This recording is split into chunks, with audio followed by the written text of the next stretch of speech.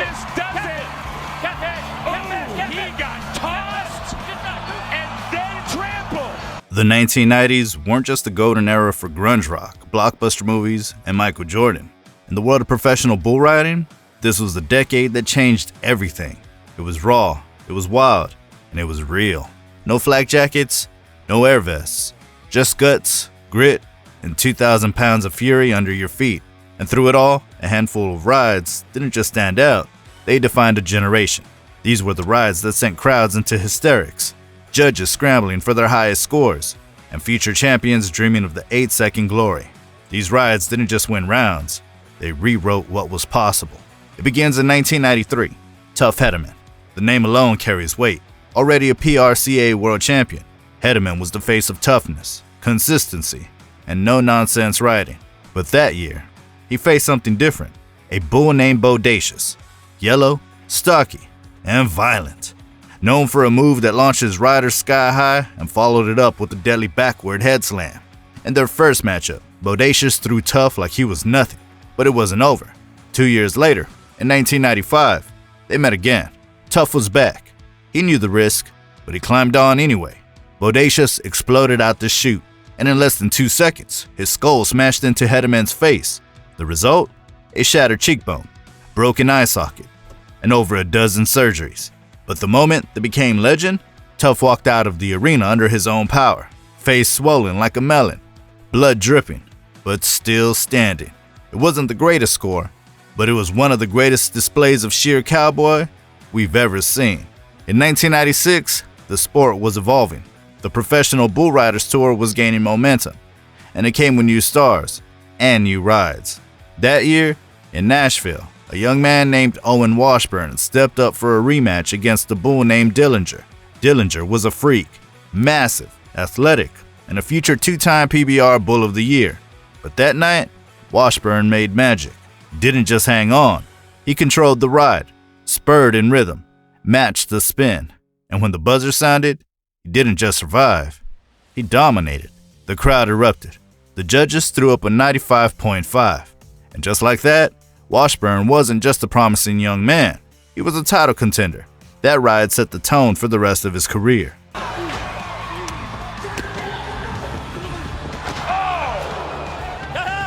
Another ride that shook the sport happened in 1997. Michael Gaffney, one of the most stylish riders the sport's ever seen, drew a bull named Little Yellow Jacket at a PRCA event. This was before Little Yellow Jacket became a household name, before his run of world champion bull titles. But even then, he was a force. Gaffney climbed on, and the chute burst open. The spin was tight, the jump was high. Gaffney sat cool, like it was just another day at the office. His timing? Perfect. His balance? Unshakable. The ride earned him a monster 96-point score. But more importantly, it was one of the first times the bull riding world saw the potential of a matchup that would define the early 2000s. By 1998, the sport had fully shifted. The PBR was growing rapidly, and with it came broadcast deals, packed arenas, and riders becoming national stars. But no one shined brighter in the late 90s than Troy Dunn. The Australian sensation wasn't just good, he was electric. That year, he drew a bull called Red Wolf, a seasoned campaigner with a mean streak and a nasty spin. The two had met before, and Red Wolf won. But this time, it was different. Dunn launched out the chute with confidence. The bull kicked hard, spun fast, and tried everything to shake him loose. But Dunn was laser focused. He stuck every move, spurred with aggression, and when the buzzer hit, the place exploded. The ride scored a 95, but the atmosphere made it feel like 100. And by the way, if you love moments like that, make sure to hit the like and subscribe. We're diving into the most intense, most historic, and most jaw-dropping moments of bull riding every week. You won't want to miss what's coming. You want to see explosive? Hit the rewind button. Back to the 90s. In 1999, Cody Hart had something to prove. The Oklahoma Cowboy was gritty, quiet, and built for battle. But in the final rounds of the World Finals that year, he pulled a bull called Moody Blues, a strong spinner with a wild kick and a serious history of buck-offs. The lights were bright. The pressure was insane, but Hart looked completely unfazed. The chute gate flung open, and what followed was a ride for the ages. Hart never got behind. He never opened up too much. Just clean, classic riding. 8 seconds later, the buzzer hit, and the judges didn't even hesitate. 96.5 points. That ride sealed the deal. Cody Hart became the 1999 PBR World Champion, and it all came down to one ride on a bull that didn't give away points for free. But here's the thing, sometimes it wasn't just the score. Sometimes greatness was about the moment. 1994, Jerome Davis, one of the sport's true gentlemen, and one of the fiercest competitors to ever ride. He drew Babyface, an athletic, unpredictable bull with a wild reverse spin. What followed was a near-perfect ride. Davis adjusted mid-air, read the bull's timing, and stayed just ahead of the chaos.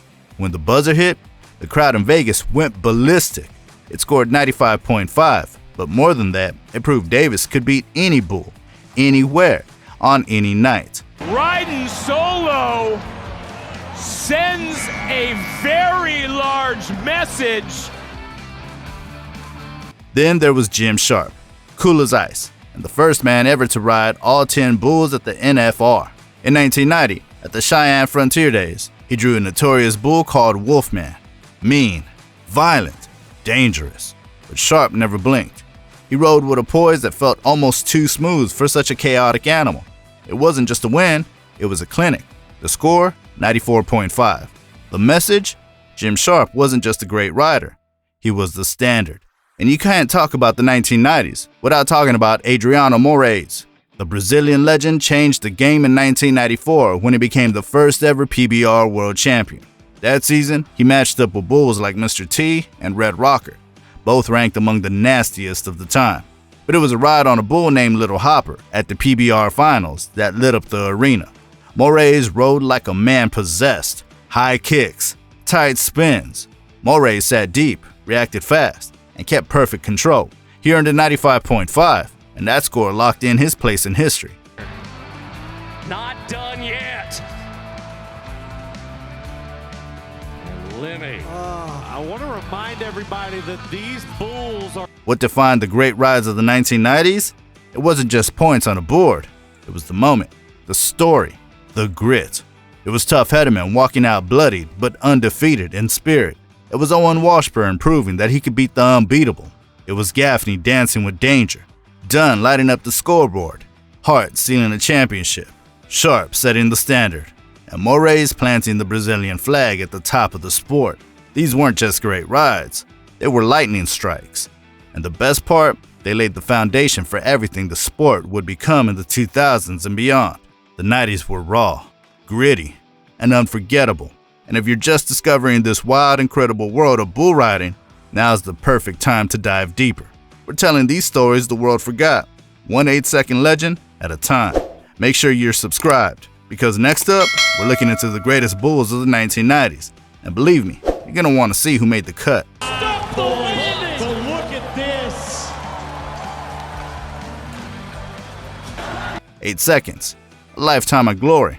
That's the 1990s. And these were the greatest rides